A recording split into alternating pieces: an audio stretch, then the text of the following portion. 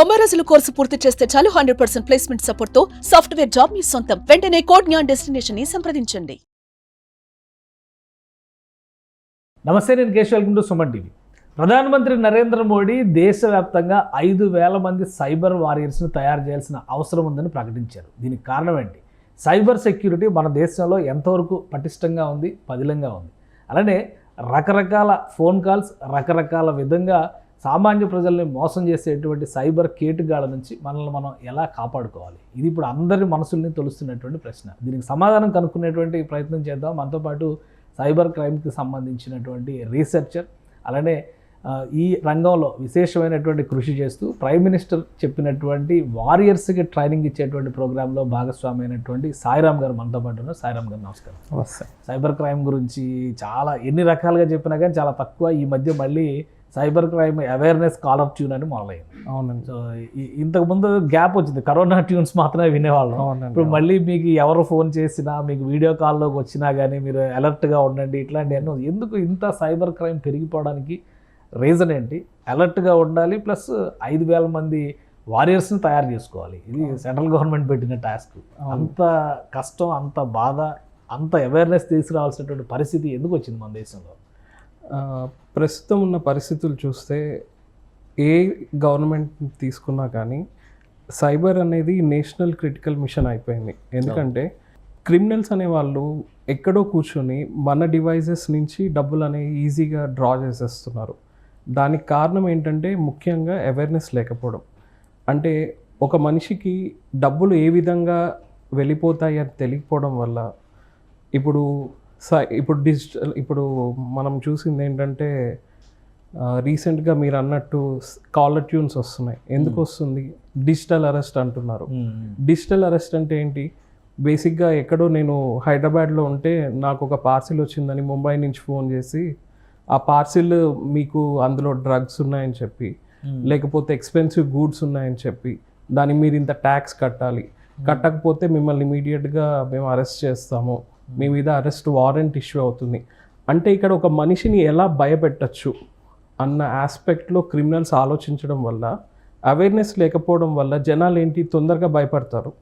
ఆ భయపడడంతో వాళ్ళు either pay చేయడం కానీ, లేకపోతే వాళ్ళు ఏం చెప్పినా అది చేయడం. ఇప్పుడు డబ్బులు కాదనుకోండి, ఏదో పని చేయమండం, మీ మొబైల్ని హ్యాక్ చేసి అందులో ఉన్న కాంటాక్ట్ డీటెయిల్స్ తీసుకోవడం, ఫొటోస్ తీసుకోవడం, మిమ్మల్ని బ్లాక్మెయిల్ చేయడం, అలా ఒక చైన్ ఆఫ్ క్రైమ్స్ కింద జరుగుతుంది ప్రజెంట్.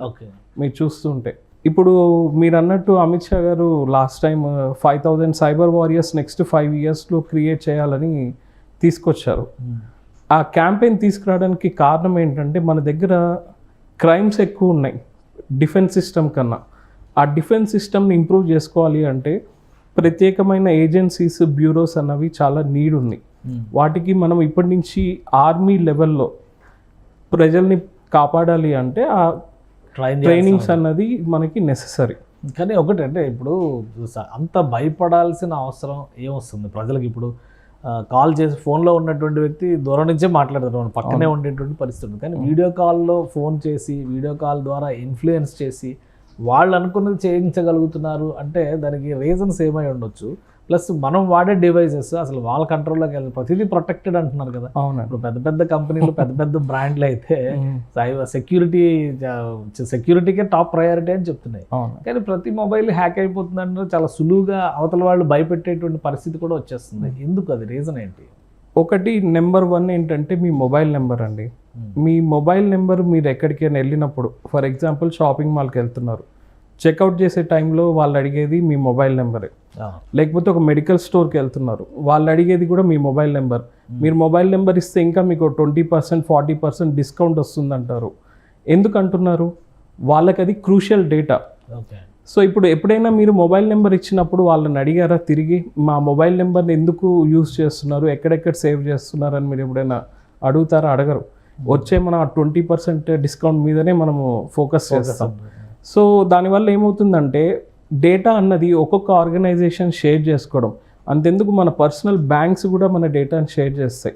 మీరు ఎప్పుడైనా టర్మ్స్ అండ్ కండిషన్స్ చదువుంటే బ్యాంక్ నెట్వర్క్లో క్రెడిట్ యూనియన్స్కి, ఇన్సూరెన్స్ కంపెనీస్కి వాళ్ళందరూ కూడా డేటాను సేల్ చేస్తారు.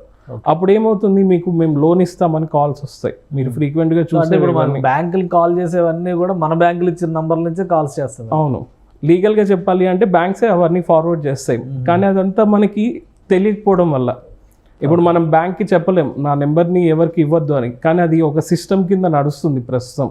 కానీ వాటికి ఏంటి స్పెషల్గా పాలసీస్ అనేవి తీసుకురావాలి.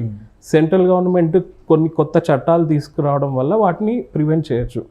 కానీ అప్పటి వరకు మనకి జరిగేటువంటి సైబర్ క్రైమ్స్ని కంట్రోల్ చేయాలి అంటే అవేర్నెస్ మాత్రమే అండి. ఎంతవరకు మనం ప్రజల్లోకి తీసుకెళ్తున్నాం, దానివల్లనే ఈ కాలర్ ట్యూన్ కింద ఒక 3 months రన్ చేయడము, తర్వాత నేషన్ అవేర్నెస్ కింద ప్రోగ్రామ్స్ మల్టిపుల్ స్టేట్స్లో వీటన్నిటితోటి త్రూ పోలీస్ కానీ ఎన్జిఓస్ నుంచి కానీ. ఒక డౌట్ ఏంటంటే ఇప్పుడు మీరు చెప్పిన దాని ప్రకారం ఫోన్ కాల్స్ మనకు ఫోన్ నెంబర్స్ తీసుకోవడం వల్లే కాల్స్ వస్తున్నాయి. ఇప్పుడు కొత్త సిమ్ కార్డులు తీసుకుంటే కూడా కాల్స్ వస్తున్నాయి అని చెప్పని అంటున్నారు చాలా మంది. అవునండి, కొత్త సిమ్ కార్డులు తీసుకుంటే ఎక్కడెక్కడి నుంచో అసలు ఆ సిమ్ కార్డు వాడి కూడా 1 week కూడా కాకపోయినా కానీ రకరకాల ఇన్ఫర్మేషన్ అడుగుతూ ఫోన్లు వస్తున్నాయి. అసలు ఏంటి కొత్త సిమ్ కార్డు తీసుకునేటప్పుడు తీసుకోవాల్సిన జాగ్రత్తలు ఏంటి, ఆ సిమ్ కార్డు తీసుకునేటువంటి కంపెనీ ముందు అసలు మన ప్రైవసీని కాపాడుతుందా లేదా ఎలా తెలుస్తుంది? ఇప్పుడు ముఖ్యంగా కాలేజ్ స్టూడెంట్స్ని తీసుకున్నారనుకోండి, కాలేజ్ వరకు ఒక నెంబర్ వాడతారు, రాగానే కాలేజ్ బయటకు కొత్త నెంబర్ మార్చేస్తారు.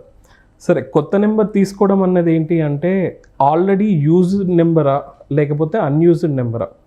ఇప్పుడు నేనే ఉన్నాను, ఒక బయట కంట్రీ నుంచి ఇండియాకి వచ్చేసాను, నేను ఒక నెంబర్ తీసుకునేటప్పుడు చెక్ చేసుకోవాలి అది కొత్త నెంబర్, ఎవరు వాడలేదనుకోండి దానికి ఎక్కువ డబ్బులు పెట్టి మనం తీసుకోవాల్సి ఉంటుంది. అందరూ ఎక్కువ డబ్బులు అవుతుందని చెప్పేసి నార్మల్గా ఆల్రెడీ ఇంకొకరు యూజ్ చేసిన మొబైల్ నెంబర్ని వాడుతూ ఉంటారు. దానివల్ల రీసెంట్గా ఒక పర్సన్ నా దగ్గరికి అప్రోచ్ అయ్యి, సార్ నేను రీసెంట్గా నా మొబైల్ నెంబర్ చేంజ్ చేశాను, దానికి మా ఫ్రెండ్ నాకు ఒక యూపీఐ ట్రాన్సాక్షన్ చేస్తే అది ఇంకొక లేడీకి వెళ్ళిపోయింది, అది ఎట్లా వెళ్ళిందో తెలీదు అని అన్నారు. తీరా అది ఎంక్వైరీ చేస్తే ఏమైందంటే ఆమె యూకేలోనో యూరోప్లోనో ఎక్కడో ఉన్నారు, ఆవిడ నెంబర్ బ్యాంక్ తోటి లింక్ అయిపోయి ఉంది. ఆ కొత్త నెంబర్ ఏదైతే తను తీసుకున్నాడో ఆల్రెడీ ఆమె యూజ్ చేస్తున్నారు కాబట్టి అది బ్యాంక్కి లింక్ అయిపోయి ఉండడం వల్ల ఆటోమేటిక్గా యూపీఐలో నెంబర్ కొట్టడంతో మనీ అనేది ట్రాన్స్ఫర్ అయిపోయింది. ఇప్పుడు దాన్ని రిట్రీవ్ చేసుకుందాము అంటే ఆవిడ లేదు, వెళ్ళి బ్యాంక్ని అడుగుదాము అంటే వాళ్ళు మీరు అసలు ఆథరైజ్డ్ యూజరే కాదు, మీరెందుకు వచ్చి క్వశ్చన్ చేస్తున్నారు అంటారు. సో అలాంటి పర్సెప్షన్స్లో మీరు చాలా జాగ్రత్తగా అసలు యూజ్డ్ నెంబర్ అన్యూజ్డ్ నెంబర్ వీటిని ఖచ్చితంగా కనుక్కొని అన్యూజ్డ్ నెంబర్స్ తీసుకోవడమే మేలు. సో అసలు ఇట్లాంటి క్రైసిస్ వచ్చినప్పుడు అంటే ఒక ట్రాన్సాక్షన్ జరిగినప్పుడు లేదా ఓ డిజిటల్ సైబర్ క్రైమ్ జరిగినప్పుడు ఎలా రియాక్ట్ అవ్వాలి, ఫస్ట్ చేయాల్సినటువంటి పని ఏంటి? సో ఇప్పుడు మీరు కనుక సైబర్ క్రైమ్కి అంటే మీరు క్రైమ్లో మీరు డిఫెండ్ చేసుకోవాలి అంటే కనుక ఒకవేళ మీరు పార్టిసిపేట్ అయ్యారు, మిమ్మల్ని ఎవరో సైబర్ ఫ్రాడ్లో ఇన్వాల్వ్ చేశారు అని మీకు అనిపించినప్పుడు first thing national cyber crime number 1930 అన్నది సెంట్రల్ గవర్నమెంట్ రిలీజ్ చేస్తుంది. సో ఒకవేళ యూపీఐ ట్రాన్సాక్షన్స్ కానీ డిజిటల్గా మీకు ఏ ప్రూఫ్స్ ఉన్నాయో అంటే మీరు స్క్రీన్ షాట్ తీసి పెట్టుకున్నవి లేకపోతే మీ దగ్గర ట్రాన్సాక్షన్ రిఫరెన్స్ నెంబర్స్ ఏవైతే ఉన్నాయో వాటిని ఇమీడియట్గా మీరు సేవ్ చేసుకుని cybercrime.government.in gov.in అనే వెబ్సైట్కి వెళ్తే అక్కడ మిమ్మల్ని డీటెయిల్గా అడుగుతుంది. మీరు ఇమీడియట్గా ఇంటర్నెట్లోకి వెళ్ళి అక్కడ డీటెయిల్స్ అన్ని ఫిల్ చేసి నియరెస్ట్ ఉన్న పోలీస్ స్టేషన్కి వెళ్ళేసి ఆ కేస్ రిఫరెన్స్ ఐడిని తీసుకుని ఎఫ్ఐఆర్ ఫైల్ చేసుకోవచ్చు. ఆ ఎఫ్ఐఆర్ ఫైల్ చేసినప్పుడు ఆ పోలీస్ స్టేషన్ వాళ్ళు దాన్ని ఫాలోఅప్ చేసి మీరు అది కూడా ఫస్ట్ 24 hours చేయాలి. That is the mandatory. And first 24 hours ఎందుకు అంటున్నాము అంటే ఒక రోజు జరిగిన బ్యాంక్ ట్రాన్సాక్షన్స్ ఒక 24 hours వరకు ఆ బ్యాంక్లో ఉన్న సిస్టమ్స్ బట్టి వాళ్ళు హోల్డ్ చేయడానికి ఛాన్సెస్ ఉంటుంది. But if it is more than 24, 48 అట్లా మీకు ఇంక్రీజ్ అయ్యే కొద్దీ ఛాన్సెస్ అనేవి తగ్గిపోతాయి. ఎందుకంటే వాళ్ళు మనీ ఎక్కడో ఒక చోట విత్డ్రా చేసేసారు, ఆ మనీ అన్న ఆ అకౌంట్స్లో లేవు, అప్పుడు మనం ఏం చేయలేము, అవకాశం ఉంటుంది. అసలు ఇప్పుడు సైబర్ వారియర్స్ కావాలని సెంట్రల్ గవర్నమెంట్ చెప్తుంది. అవునండి. సైబర్ అవేర్నెస్ కోసం రకరకాల కార్యక్రమాలు చేస్తున్నారు. అవునండి. అసలు మన సిస్టంలో కానీ మన ఎడ్యుకేషన్ సిస్టంలో కానీ సైబర్ అవేర్నెస్ అనేది అసలు ఒక పర్టికులర్ కరిక్యులం కింద ఎక్కడైనా ఉందా? ఎక్కడైనా అవేర్నెస్ క్రియేట్ చేస్తున్నటువంటి పరిస్థితి అయినది ఉందా? ఓకే, చాలా గుడ్ క్వశ్చన్ అడిగారండి. బేసిక్గా ఏమవుతుంది అంటే ఏదైనా ఒక టెక్నాలజీ మీరు ఇప్పుడు ప్రస్తుతం ఏఐని చూస్తున్నారు, అది ఇంకా ఎవాల్వింగ్ స్టేజెస్లో ఉంది. అదే సైబర్ క్రైమ్ చూస్తే ఒక లాస్ట్ 5 years నుంచి ట్రెండింగ్లో ఉన్న టెక్నాలజీ డొమైన్ అది. ఇప్పుడు ఏమవుతుంది, సైబర్ క్రైమ్ అనేది సైబర్ సెక్యూరిటీ డిగ్రీస్ అన్నవి ఇంజనీరింగ్ కాలేజెస్లో స్టార్ట్ అయ్యాయి. కానీ ప్రస్తుతం ఉన్న కరికులమ్స్ ఇండస్ట్రీతో ఎంతవరకు మ్యాచ్ అవుతుంది అన్నది మనం చూడాలి. బయట ఉన్న ట్రెండ్స్ ఎవ్రీడే మారుతున్నాయి. ఇప్పుడు మీరు క్రిమినల్ ఇన్వెస్టిగేషన్స్ తీసుకున్నారనుకోండి, చాలా ఛాలెంజింగ్ ఉంటాయి. క్రిమినల్ ఏ దేశంలోనో ఎక్కడో కూర్చుంటాడు, మన దగ్గర ఇక్కడి నుంచి డబ్బులు కొట్టేస్తాడు. మనం చైనా అంటాము, యుఎస్ అంటాము, రష్యా అంటాము. వాళ్ళని ఎలా పట్టుకోవాలి? ఇప్పటికీ కూడా కొన్ని దేశాలు ఇంటర్నేషనల్ లాస్ని తీసుకురావడానికి ట్రై చేస్తున్నాయి. దొంగ ఎక్కడున్నా కానీ పలానా అతను దొంగ అని ఐడెంటిఫై అవుతే అతన్ని ఆ కంట్రీస్ ఎక్స్చేంజ్ చేసి పనిష్ చేయాలన్నది ట్రై చేస్తున్నారు. అలాంటి లాస్ మన దగ్గర ఎలా ఉంది, మన తెలుగు రాష్ట్రాల్లో పోలీస్ కానీ లేదా ఇంటర్నల్ సెక్యూరిటీ విషయంలో పబ్లిక్ సెక్టార్ కంపెనీస్ కానీ ఎటువంటి విధానాలు అనుసరిస్తున్నాయి? ఇప్పుడు ఆ సైబర్ సెక్యూరిటీ, ఆ ప్రొటెక్షన్ ఇచ్చేటువంటి కెపాసిటీ ఉన్న ఎక్స్పర్ట్స్ టీమ్ మనకి అవైలబుల్ ఉందా? ఖచ్చితంగా ఉన్నారండి. ఇప్పుడు మన దగ్గర కూడా సైబర్ క్రైమ్ టీమ్ 24/7 చాలా హార్డ్ వర్క్ చేస్తున్నారు. ఎందుకంటే మీరు రీసెంట్గా చూసిన స్టాటిస్టిక్స్ చూడండి, షికాగో గారు రిలీజ్ చేశారు. అందులో ఆల్మోస్ట్ 150 crores పైన అమౌంట్ని రికవరీ చేయడం జరిగింది. It's not a small thing. ఇంతకుముందు అసలు జరిగిన ఏం చేయలేని పరిస్థితి, ఇప్పుడు అట్లీస్ట్ మనీ రికవరింగ్ అనేది స్టార్ట్ అయింది. నెక్స్ట్ మనం క్యాచ్ చేస్తాం. లైవ్గా జరిగే అటాక్స్ని కూడా క్యాచ్ చేసి ప్రివెంట్ చేసే మెథడాలజీస్ని ఇంప్లిమెంట్ చేస్తున్నాం. సో అవన్నీ కూడా కొంచెం టైం పడుతుంది, బట్ మన దగ్గర టీం అనేది ఖచ్చితంగా చాలా స్ట్రాంగ్గా డిఫెండ్ చేస్తుంది. అప్పటి వరకు ప్రజల్లో కొంత అవేర్నెస్, అప్పటి వరకు ఖచ్చితంగా అవగాహన అనేది కావాలండి.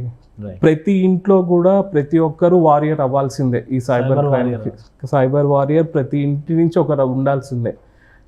ప్రతిరోజు మీ మొబైల్ డివైస్లో ఏం జరుగుతుంది, మీ డేటా ఎక్కడ పంపిస్తున్నారు, ట్రాన్సాక్షన్ ఎక్కడ చేస్తున్నారు, ఎవరైనా పంపించమంటే ఊరికే డబ్బులు పంపించేస్తున్నారు. కానీ ఒక సెకండ్ ఆలోచించండి, ఎందుకు పంపిస్తున్నాం?